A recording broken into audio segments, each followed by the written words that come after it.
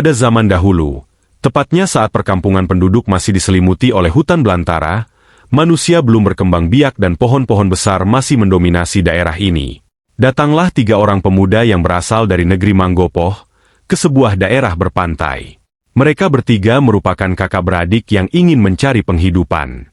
Kakak yang pertama bernama Raja Bingkalang, kedua Raja Sarullah, dan yang ketiga bernama Raja Jali. Daerah yang mereka datangi merupakan daerah pesisir. Pemandangan yang indah dan elok menimbulkan niat dalam hati mereka untuk membuka lahan perladangan di daerah tersebut. Tidak ada seorang manusia pun yang ada di situ. Hanya hutan lebat yang ditumbuhi pohon-pohon besar. Hamparan pantai di sekitar kaki gunung menambah daya tarik ketiga pemuda ini untuk menetap di daerah tersebut. Pada suatu hari yang cerah di pinggiran pantai, mereka berketiga berdiskusi mengenai daerah yang baru saja mereka datangi itu. Mereka bermaksud untuk membuka lahan di sepanjang bibir pantai sebelah timur dan barat. Lahan yang dibuka di sebelah timur nantinya akan ditempati oleh Raja Bingkalang, dan di sebelah barat akan ditempati oleh Raja Sarullah dan Raja Jali.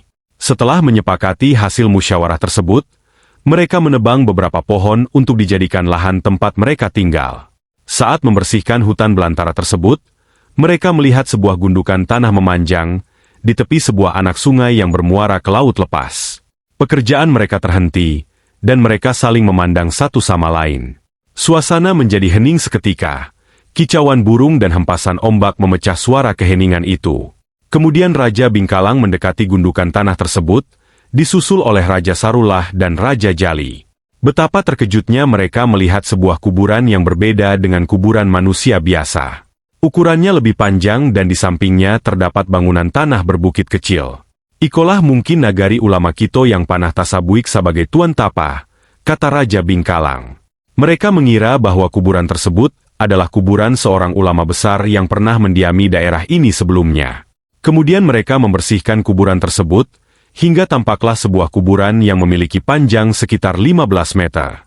Mereka meyakini bahwa kuburan ini adalah kuburan Tuan Tapa, seperti yang diceritakan oleh rakyat Manggopoh, tentang sebuah negeri yang didiami oleh sepasang naga dan Tuan Tapa. Sekitar 200 meter dari kuburan, terdapat tapak kaki yang berukuran raksasa. Temuan tersebut menambah keyakinan mereka akan cerita rakyat tentang naga dan Tuan Tapa.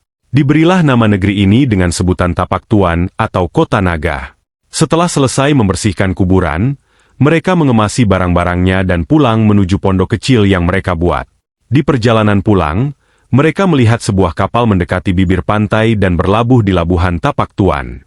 Dari kejauhan terlihatlah 3 orang pemuda keluar dari kapal tersebut. Mereka mendatangi kapal yang baru saja berlabuh. Lalu ketiga penumpang kapal tersebut menyalami satu persatu para pemuda itu.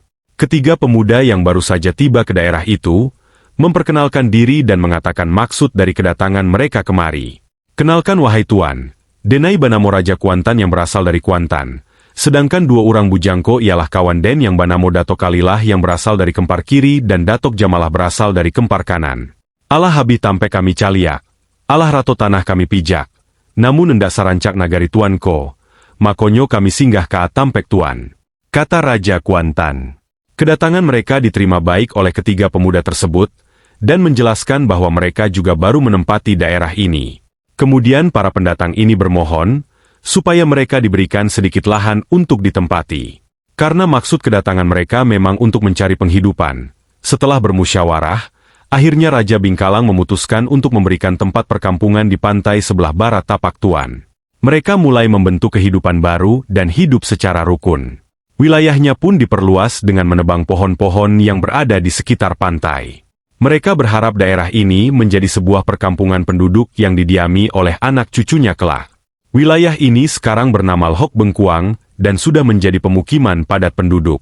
Di suatu pagi yang cerah, terdengarlah kabar berita bahwa Raja Sarullah menghilang. Setelah 2 hari dilakukan pencarian, akhirnya mayat Raja Sarullah ditemukan di hulu sungai di dekat hutan. Kejadian tersebut bersamaan dengan hilangnya istri Raja Sarullah dibawa kabur oleh Raja Kuantan. Berita ini membuat heboh rakyat Tapak Tuan.